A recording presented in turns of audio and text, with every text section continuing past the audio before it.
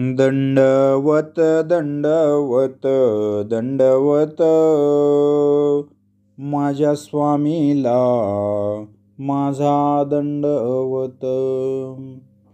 विशाल देव नंदना दंडवत मालनी कुमरा दंडवत माझ्या स्वामीला माझा दंडवत. माझ्या स्वामीला माझा दंडवत. सर्व अच्युत गोत्रीय परिवारास राम फाजगेचा सादर दंडवत प्रणाम. मंडळी, आपण प्रसाद सेवा वंदन हा व्हिडिओ भाग 3 पाहत आहोत. या भागामध्ये आपण प्रसाद सेवेचा उर्वरित भाग श्रवण करणार आहोत. प्रसाद बांधणीमुळे जवळजवळ 800 वर्षापूर्वीचे प्रसादिक वस्तू आजही मूळ स्वरूपात आपल्याला वंदन करण्यासाठी उपलब्ध आहेत. काही महत्त्वाच्या प्रसादिक वस्तूंच्या पुठ्ठ्याच्या खाली त्या प्रसादिक वस्तूंची संक्षिप्त म्हणजेच थोडक्यात माहिती, इतिहास एवं परंपरा दिलेली असते. त्यामुळे त्या प्रसादिक वस्तूचे महत्त्व वाढते. पंथीय भाषेत याला अबाब असे म्हणतात. अशा 1 पुठ्ठेवाले प्रसादाला टीक म्हणतात. 2 पुठ्ठे असतील तर स्तंडेल, 4 पुठ्ठे असतील तर त्याला जोड असे म्हणतात.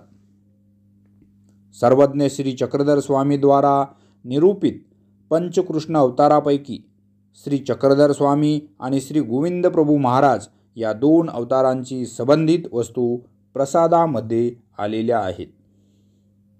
या प्रसादिक वस्तूंचे मुख्य 2 प्रकार आहेत. त्यापैकी एक म्हणजे समवाय लक्षण संबंध अर्थात श्री मूर्तिनिष्ठ वस्तू व दुसरी संयोग लक्षण संबंध. श्री मूर्तिनिष्ठ प्रसादिक वस्तू म्हणजे नख, दाढ, केशकळाप आणि अनुलेपन.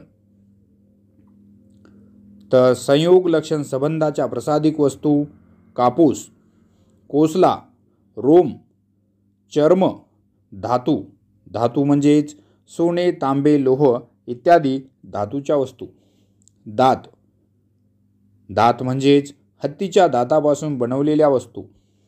काष्ट, पाषाण या सर्व प्रसादिक वस्तूंचे सविस्तर वर्णन आपण या व्हिडिओमध्ये पाहणार आहोत. नंतरच्या काळात अजून एक वस्तू अस्तित्वात आली ज्याला कर्दम असे म्हणतात. जर प्रसादिक वस्त्र जळले तर त्याची राख एका विशिष्ट प्रकारचा लेप तयार करून त्यात मिसळलेली जाते. त्याचे मिश्रण पुठ्ठ्यावर लावतात, चिपकवतात आणि बाकीच्या प्रसादिक वस्तूंची जशी बांधणी केली जाते तशीच याची बांधणी केली जाते. असे प्रसाद कर्दम प्रसाद या नावाने प्रचलित आहेत. श्री मूर्तिनिष्ठ प्रसादापैकी अनुलेपनाचे पण कर्दम प्रसाद आहेत. विषय संबंध पदार्थ म्हणजे दृष्टीला दिसणारे पदार्थ. त्यामध्ये प्रामुख्याने 8 प्रकार आहेत. ते म्हणजे कापूस. कापूस म्हणजेच कपासी. या कपासीपासून सुती वस्त्र प्रसाद तयार करतात. कोसला. कोसला म्हणजे कृत्रिम धागा ज्याला रेशम असे म्हणतात. यापासून रेशमी वस्त्र प्रसाद तयार करतात. रोम म्हणजेच केस किंवा लोकर. यापासून लोकरी वस्त्र प्रसाद तयार करतात. कापूस, कोसला व रोम असे तिन्ही पदार्थापासून तयार झालेले 12 फुटे, 8 दुठ्या, 4 टोपरे असे वस्त्रप्रसाद म्हणून पंथात प्रविष्ट आहेत. फुटे म्हणजे उपरणे, दुट्या म्हणजे दुपदरी वस्त्र, टोपरे म्हणजे श्रीमुकुटावर घालण्याचे टोपी. चर्म. चर्म म्हणजे चामड्याच्या वस्तू प्रसाद म्हणून प्रविष्ट आहेत. यात 6 उपान्नो चर्म प्रसाद म्हणून प्रविष्ट आहेत. उपान्नो म्हणजे पादत्राणे. धातू. धातू हे 8 प्रकारचे आहेत. तांबे, पितळ, कथिल, जस्त, चांदी, सोने, लोह इत्यादी धातूपासून बनविलेल्या वस्तू आहेत. टिळा म्हणजेच टिळे 10 प्रकारचे आहेत. दात दात म्हणजे हत्तीच्या दातापासून तयार केलेल्या वस्तू त्या पंथात आलेल्या आहेत. दातामध्ये 2 प्रकार आहेत. काष्ट म्हणजे ज्या लाकडाला संबंध झालेला आहे असे लाकडापासून बनवलेल्या वस्तू म्हणजेच काष्ट. पाषाण म्हणजे निरनिराळे प्रकाराचे पाषाण आहेत. जसे उंबरवटा पाषाणाचा होता इत्यादी विषय संबंध पदार्थ आहेत. प्रसाद सेवेमध्ये असलेले ईश्वर संबंधित मूर्तिनिष्ठ पदार्थ असे 4 पदार्थ आहेत. ते म्हणजे नख म्हणजे साधाईसा भक्तावर श्री प्रभुबाबांनी प्रसन्न होऊन दिले ते म्हणजे नख. साधाईसांना नख प्रसाद दान परमेश्वरपूर येथे 1 दिवस श्री गोविंद प्रभू बाबा पलंगावर आसनस्थ होते. श्री प्रभू बाबांनी उजव्या श्रीकराचे नख डाव्या श्रीकराने तोडले आणि साधाला म्हणाले, आओ मेली जाय, घे घे ना म्हणे. असे म्हणत ते नख श्री प्रभू बाबांनी साधाईसाला दिले. साधाईसांनी ते नख एका रेशमी कापडाच्या तुकड्यात बांधून गळ्यात घातले. हा विशेष सावदा येथे जावळी पिढीतील आहे. सावद्याला कधी जाणे झाले तर तो विशेष अवश्य नमस्कारावा. दुसरा विशेष म्हणजे दाढ. साधाईसाला प्रसन्न होऊन दाढसुद्धा श्री प्रभू बाबांनी दिलेली आहे. साधाईसाला दाढ प्रसाद दान त्याची लीळा आपण आता श्रवण करूया. परमेश्वरपूर येथे श्री गोविंद प्रभू बाबा पलंगावर आसनस्थ होते. श्री प्रभू बाबांची दाढ हालत होती तेव्हा श्री प्रभू बाबांनी श्रीकराचे बोट श्रीमुखामध्ये घालून दाढ काढली. साधा जवळच बसल्या होत्या. श्री प्रभू बाबा त्यांना म्हणाले, आओ मेली जाय, घे घे ना म्हणे. असे म्हणत प्रसन्नतेने ती दाढ साधाईसांना दिली. म्हणून म्हणतात, प्रसन्न होऊनी साधा दिधला विशेष दाढेचा. हा विशेष जाळीचा देव येथे खामणीकर पिढीमध्ये आहे. पुढचा विशेष म्हणजे केश कळाप. केश म्हणजे श्रीमुकुटावरील केस व कळाप म्हणजे श्रीमूर्तीच्या मानेवरील केस किंवा केश कळाप म्हणजे केसांचा समुदाय. याची लीळा म्हणजे साधाईसाला केश कळाप देणे. रुद्रपूर येथे श्री गोविंद प्रभू बाबा पलंगावर आसनस्थ होते. आबाईसा श्री प्रभू बाबांच्या श्रीमुकुटावरील केस विंचरत होत्या. त्यावेळी साधाईसा आल्या, दंडवत घातले, श्री चरणाला वंदन केले. श्री प्रभू बाबा जवळ बसल्या.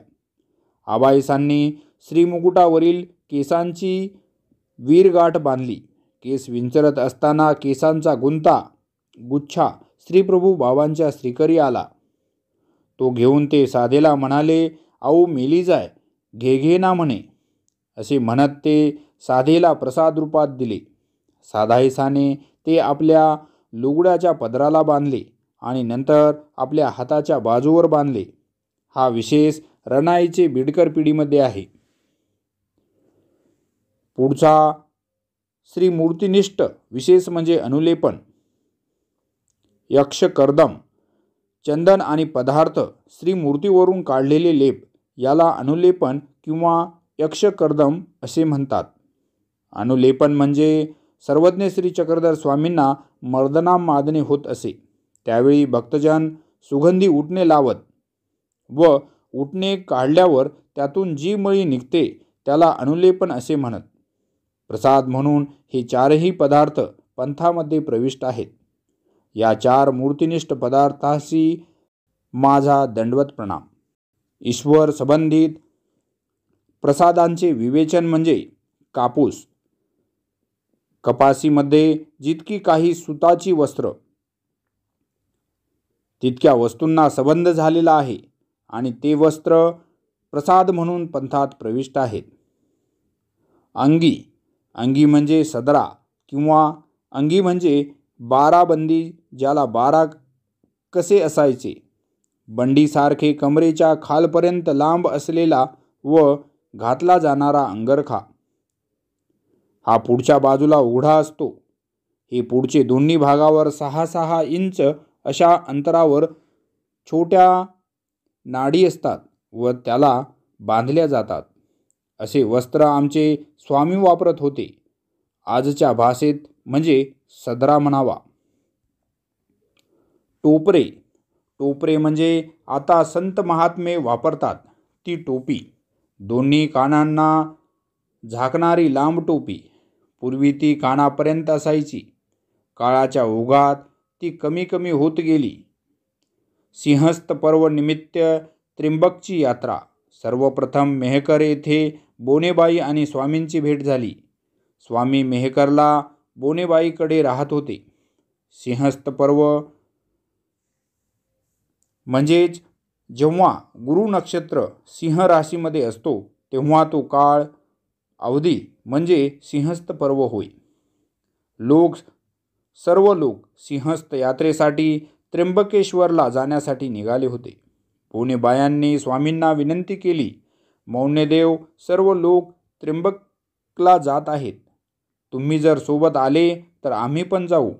सर्वज्ञ त्यांच्या विनंतीचा स्वीकार करीत म्हणाले, बाई, आम्ही येऊ. तेव्हा बोनेबायांनी स्वामींसाठी अंगी टोपी शिवून घेतले आणि पादत्राण उफाणं तयार केले. बोनेबाई कणक तांदूळ पिशवीमध्ये भरू लागल्या. तेव्हा स्वामी म्हणाले, सोबत काहीच घेऊ नका, रस्ता मार्गे काहीतरी मिळेल. बोनेबाई म्हणाल्या, मौनदेवजी, छोट्या गावात काही मिळत नाही म्हणून थोडेफार घेते. तेव्हा स्वामी म्हणतात, बाई, हे सर्व पुढे मिळेल. तरीही बोनेबायांनी काही ना काही घेतलेच. स्वामी त्यांच्यासोबत जाण्यास निघाले. बहिर्वास. बहिर्वास म्हणजे धोतर. आमचे स्वामी धोतर नेसत होते. एका मताने बहिर्वास म्हणजे लुंगी असेही संबोधले जाते. फुटा. फुटा म्हणजे उपरणे किंवा ओढणी. पडदणी.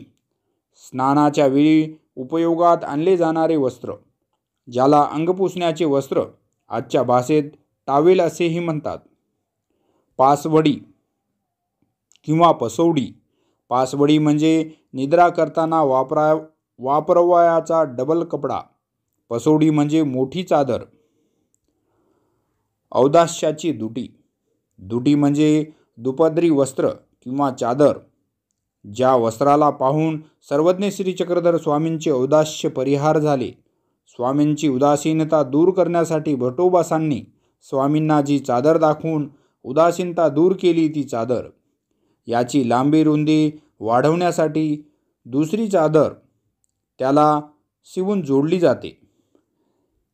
परसनायकांची दुटी. परसनायक हे बीड येथील अन्य संन्यासी होते, पण ईश्वर सन्निधानाचे भाग्य त्यांनी जोडलेले होते. त्यांनी श्री स्वामींना रंगीत दुटी अर्पण केली व स्वामींनी ती परिधान केली. याची लीळा म्हणजे सर्वज्ञ श्री चक्रधर स्वामींचे अवस्थान बीड या स्थानी होते. परसनायक नावाचे एक संन्यासी स्वामी पुढे बसले होते. स्वामींकडून त्यांना स्थिती झाली. हे स्थितीसुख भोगल्यानंतर ते म्हणाले, गोसावी यांकडून आम्हाला ब्रह्मप्राप्ती झाली होती. मग त्यांनी ओट्यावर स्वामींसाठी आसन घातले. स्वामींचे श्रीचरण क्षालन केले. चरणोदक घेतले. स्वामींना गंध अक्षता टिळा लावला. पितृपक्षामध्ये त्यांना रेमी नायकांनी एक चांगली दुटी अर्पण केली होती. ती त्यांनी चांगल्या प्रकारे धुवून ठेवली होती. ती दुटी परसनायकांनी स्वामींना अर्पण केली. ती दुटी भगव्या रंगाची असावी. गदुनायकाचे वस्त्र. गदुनायक हे त्या काळचे गर्भश्रीमंत व राजकोषागारचे अध्यक्ष होते. त्यांच्यावर काहीतरी आरोपाखाली राजाने त्यांना बंदी बनवले. मग त्यांनी नोकराकरवी पत्नीला निरोप धाडला की माळ्यावरील पेटीत 2 वस्त्र ठेवले आहेत, ते घेऊन डोमेग्रामी सर्वज्ञ श्री चक्रधर स्वामींना समर्पित करून माझ्या सुटकेची विनंती करावी. मग त्याप्रमाणे त्यांची पत्नी डोमेग्रामी जाऊन स्वामींच्या ठिकाणी 2 वस्त्र समर्पित करते. त्यातील एक करडे रंगाचे तर एक खळ असणारे सफेद रंगाचे होते. त्यानंतर गदुनायक आरोपमुक्त होऊन त्यांची बंदिवासातून सुटका झाली. गोगोचे वस्त्र. गोगोचे वस्त्र गोगो नावाचे व्यक्तीने अर्पण केलेले आहे. कुर्हे मातंगाची त्रिवडी. कुर्हे हे रुद्रपूरजवळ असलेले गाव. त्या काळी 60 आसूला, आसू म्हणजे सोन्याचे नाणे, एक वस्त्र मिळत असे. माहिंबट श्री प्रभुबाबांसाठी वस्त्र घेऊन येत असत. त्या गावातील मातंगाने एक त्रिवडी म्हणजे 3 पट्टे असलेली वस्त्र किंवा 3 जोड देऊन तयार केलेले वस्त्र श्री प्रभुबाबांचे सेवेसाठी दिले. कुर्हे गावात राहणारा मातंग वर्षभरात 3 वस्त्र विणत असे. माहिंबट त्याला 4 पदर असलेले 60 आसू देऊन ते 3 वस्त्र घेत होते. एक दिवस तो म्हणाला, त्या 3 वस्त्रापैकी 1 वस्त्राचे 20 आसू मी घेणार नाही. ते वस्त्र माझ्याकडून श्री गोसांवियांना स्वीकार करायला सांगावे, अन्यथा मी ते 2 वस्त्र विकणार नाही. दुसऱ्या मतानुसार त्याने वस्त्र विकण्यास नकार दिला. शेवटी माहिंबट यांनी 40 आसू देऊन 2 वस्त्र घेत होते आणि 1 वस्त्र त्रिवडी त्या मातंगाकडून श्रीप्रभू बाबांना अर्पण करीत असे. गौरवीचे वस्त्र. गौरवीचे वस्त्र रुद्रपूरला श्री गोविंद प्रभू बाबांना दिले होते. विवाहाच्या वेळी वर पक्षातील श्रेष्ठ व्यक्तीला वधू पक्षाकडून दिली जाणारी भेट. गौरवी पारंपरिक सन्मान प्राप्त करण्यासाठी बसणे. कोण्या एका स्त्रीला मुलगा म्हणजेच पुत्र होत नव्हता. ती फार गंभीररित्या आजारी होती. तिने मनामध्ये निश्चय केला की माझा मुलगा या आजारातून वाचला तर त्यांच्या विवाहाच्या वेळी जे गौरवी म्हणजेच पारंपरिक सन्मानाच्या रूपात दिले जाणारे वस्त्र, अलंकार इत्यादी येईल, तो पारंपरिक सन्मान मी राहुळांना देईल असा तिने संकल्प केला. त्याप्रमाणे तिला मुलगा झाला, परंतु ती नवस करायची विसरते. पुढे तो मुलगा लहानाचा मोठा झाला. लग्न ठरले. त्या मुलाच्या लग्नाची तयारी सुरू झाली. लग्न लागणार इतक्यात श्रीप्रभू बाबा मंडपात आले व तिला म्हणाले, तू उल्लेख केलेले ते वस्त्र घेऊन ये. मग विसरलेले ते वस्त्र ती घेऊन येते व श्रीप्रभू बाबांना समर्पित करते आणि मग श्रीप्रभू बाबांनी त्या वस्त्राचा स्वीकार केला. त्या दिवसानंतर नगरात जेव्हा कोणाचा विवाह असला तरी ते गौरवीचे पारंपरिक सन्मान गोसांवियांना दिला जात असे. त्यांनाच गौरवीसाठी बसवले जात असे. ही परंपराच बनली. द्रविड देशाचे वस्त्र. द्रविड देशाचे म्हणजे आताच जो आंध्र प्रदेश आहे किंवा कलिंग देश असे सुद्धा म्हटले जाते. त्या देशातून आलेला ब्राह्मण कृष्ण शर्मा, त्याचे दुसरे नाव विष्णुभट, भविष्य पुराणाचा विद्या जाणत होता. त्याद्वारे त्याने असे भविष्य पाहिले की महाराष्ट्रातील रुद्रपूर येथे परमेश्वराने अवतार धारण केलेला आहे.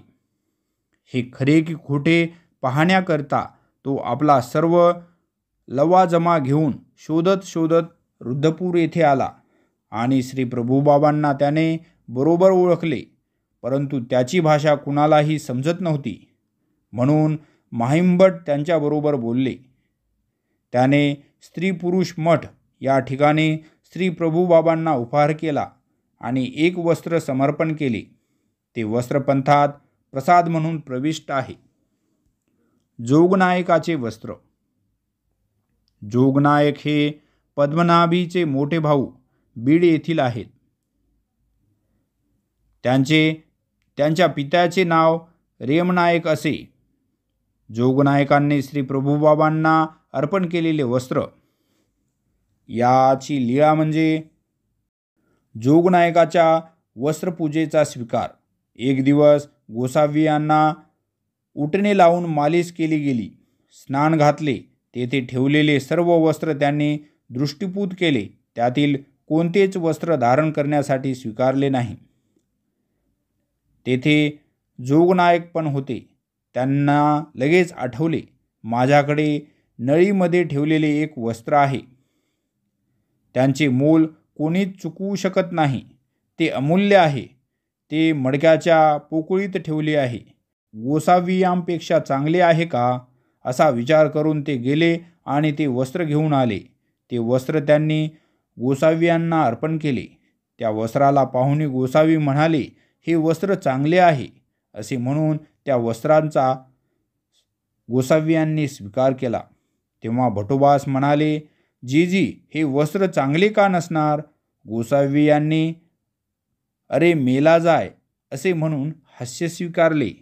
ते जोगनायकांचे वस्त्र पुढे पंथात प्रविष्ट झाले आहे. उत्तरी.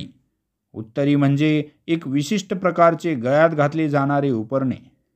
2 इंच रुंदीची वस्त्राची पट्टी असा वस्त्रप्रसाद आहे. श्री प्रभुबाबा ते घालत असत. महाराष्ट्रात विवाहाच्या वेळी ते नेहमी घातले जाते. आजच्या काळात राजकारणी लोक आपल्या पक्षाचे चिन्ह छापून हे वस्त्र घालतात. जानवे. जानवे म्हणजे पवित्र श्रावण वद्य चतुर्दशीपासून पूर्वीचे काळात काही ब्राह्मण एकमेकांना पवित्र समर्पण करत असत. सर्वज्ञ श्री चक्रधर स्वामींच्या काळात भक्त परिवारात ब्राह्मण होते. म्हणून त्या ठिकाणी सर्वज्ञ श्री चक्रधर स्वामी पवित्र समर्पित करत असत. हा अवसर बीड व करंजखेड अशा 2 ठिकाणी संपन्न झाला. बाबा घालत असलेले जानवे, जे प्रामुख्याने श्रावणी पौर्णिमेच्या दिवशी बदलले जात होते. श्रावण महिन्याच्या पौर्णिमेला केशव नायकांच्या घरी हवन केला जात असे. ते गोसावियांना येऊन विनंती करत, जीजी, आज श्रावण पौर्णिमा आहे. आपण घरी येण्याची कृपा करावी जी. गोसावी म्हणत, आओ मेला जाय, चलचल म्हणे ना, आणि ते श्रावणी उत्सवासाठी गमन करीत. एखाद्या वेळेस केशवनायक काही विशेष कामामध्ये व्यस्त असत. तेव्हा ते गावातील लहान मुलांना सांगत की जा राऊळांना घेऊन या. ती लहान मुले गोसावियांकडे येत आणि म्हणत, राऊळजी, आज श्रावणी पर्व आहे. केशवनायकांच्या घरी मंडप घातला आहे. ब्राह्मण हवन करीत आहेत. तुम्ही केशवनायकांच्या घरी उत्सवाला येण्याची कृपा करावी. गोसावी ध्यानपूर्वक हळूहळू पाय ठेवत त्या मुलांसोबत जात असत. ही लहान मुले एकमेकांचे हात पकडून गोसावियांच्या चारी बाजूंनी घेरा घालून त्यांना श्रावणी उत्सवाच्या ठिकाणी घेऊन येत. केशव नायक त्यांना पाहताच लगेच त्यांच्या स्वागतासाठी पुढे जात आणि त्यांना मंडपात घेऊन येत. उंच आसनावर बसवत त्यांचे श्रीचरण प्रक्षालन करीत, गंध अक्षता लावून पूजा करीत, विडा अर्पण करीत, उत्तरी म्हणजेच गळ्यात घातले जाणारे छोटी ओढणीसारखे वस्त्र, जानव्यांच्या जोड श्रीकंठामध्ये घालत, खास त्यांच्यासाठी बनवून घेतलेले 16 हात लांब उत्तम प्रकारचे सघन वस्त्र त्यांना अर्पण करीत. गोसावी उभे राहून ते वस्त्र धारण करीत. काढून ठेवलेले वस्त्र त्यांनी पुन्हा धारण करू नये म्हणून त्या मुलांकडून ते वस्त्र दगडाने कुटून घेत, मग जमिनीत गाडून टाकीत. नंतर ते महाजनांना आणि ब्राह्मणांना यज्ञोपवीत आणि वस्त्र प्रदान करीत. अशा प्रकारे दरवर्षी केशव नायक श्रावणी पौर्णिमेच्या दिवशी गोसावियांची वस्त्रपूजा करीत असत. नवया व जुनया माच्याचा पाटू. नवया व जुनया माचा म्हणजे नवा व जुना पलंग किंवा बाज. पाटू म्हणजे बाजेला बांधावयाचा नवार, आजच्या भाषेत काथ्या किंवा दोर. सुपवतीयचा रू. सुपवती म्हणजे गादी आणि रू म्हणजे त्यामध्ये असलेला कापूस. या गादीवर आमचे श्रीप्रभू बाबा आसनस्थ व्हायचे. ते वस्त्रपंथामध्ये प्रसाद म्हणून प्रविष्ट झालेले आहे. हे सर्व वस्त्रप्रसाद आणि काही वस्त्र संबंध झाला असेल तर त्या सर्व प्रसादाला माझा दंडवत प्रणाम. मंडळी, हा व्हिडिओ होता प्रसाद सेवा भाग 3. पुढच्या व्हिडिओमध्ये उर्वरित भाग प्रसाद सेवेची माहिती आपण श्रवण करणार आहोत. जर हा व्हिडिओ तुम्हाला आवडला असेल तर प्लीज लाईक करा. आपल्या सर्व बंधू भगिनींना शेअर करायला विसरू नका. भेटत जाऊ आपण अशाच नवीन उपक्रमात. तोपर्यंत पुन्हा तुम्हा सर्वांना राम फाजगेचा सादर दंडवत प्रणाम.